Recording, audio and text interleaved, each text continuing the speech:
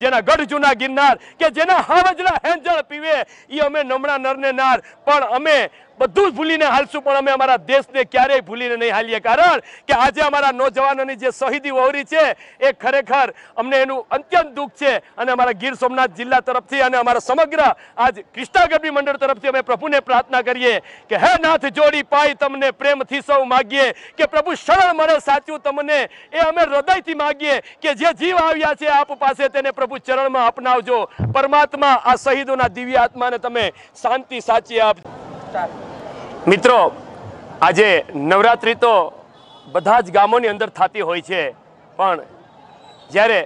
આ ગીર સોમનાથ જિલ્લાની આજે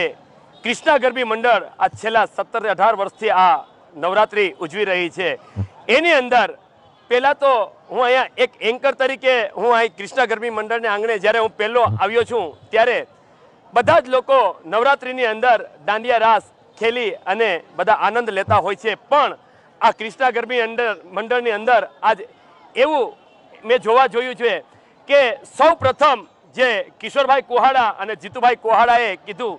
અને એમણે પોતાના મોબાઈલ દ્વારા પૂરા ગીર સોમનાથ જિલ્લાની આજુબાજુની બધી જ ગરબીઓને એણે મેસેજ કર્યો કે મિત્રો આપણે નવરાત્રિ કરીએ તો સૌ પ્રથમ માતાજીની આરતી બાદ હરેક દિવસે શ્રદ્ધાંજલિ ગીત સૌ પ્રથમ વગાડવાનું અને જ્યારે આપણે આરતી અને રાસ બધા પૂરા થઈ ગયા અને પાછી આરતી કરવાનો સમય આવે ત્યારે પણ શ્રદ્ધાંજલિ ગીતની 2-3 કડીઓ પણ આપણે લેવી આવો મેસેજ હરેક લોકોને કર્યો છે। મિત્ર આજે અહીંયા વેરાવળ ગીર સોમનાથ જિલ્લા ખાતે આજ કૃષ્ણા ગરબી મંડળને આંગણે આજ આજુબાજુના ગામોમાંથી વડીલો નેતાઓ અને બધા ઉચ્ચ અધિકારીઓ એ બધા તેમજ આજે આ ગામના પ્રજાજનોની આજે આવડી મોટી હાજરી છે અને મિત્ર આજે શ્રદ્ધાંજલિ કાર્યક્રમની અંદર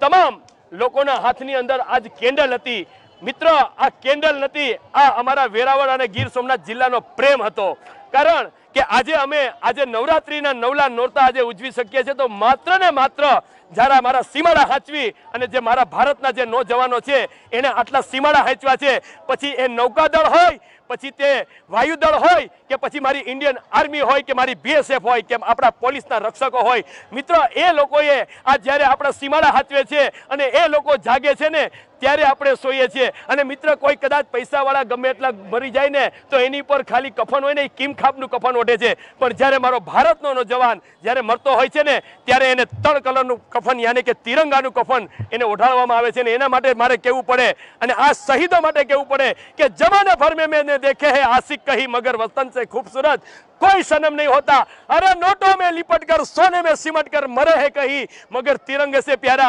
कोई कफन नहीं होता तिरंगे से प्यारा कोई कफन नहीं होता। મિત્રો કારણ કે આજે કૃષ્ણા ગરબી મંડળમાં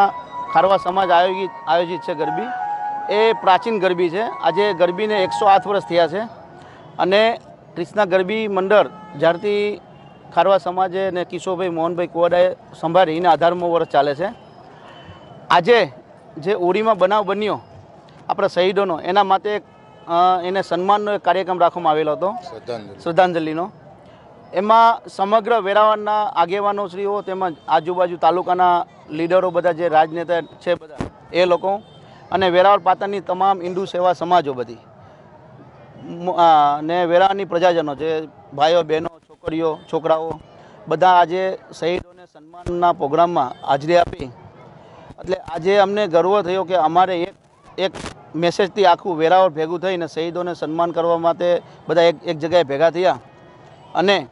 આ એક સન્માનનું આયોજન શ્રદ્ધાંજલિનું આયોજન આજથી ગરબી ચાલુ થવાના પહેલાં કિશોરભાઈ મોહનભાઈ કુવાડાએ જે વેરાવળ પાટણમાં અને આજુબાજુ ગામડાઓમાં જેટલી ગરબી થાય છે અહીંયા મેસેજ મોકલ્યો કે ભાઈ આપણે ગરબી ચાલુ થાય પહેલા દિવસે ચાલુ કરતાં પહેલાં માતાની આરતી કરી અને શહીદોને સન્માનનો એક કાર્યક્રમ રાખવાનો શ્રદ્ધાંજલિનો એટલે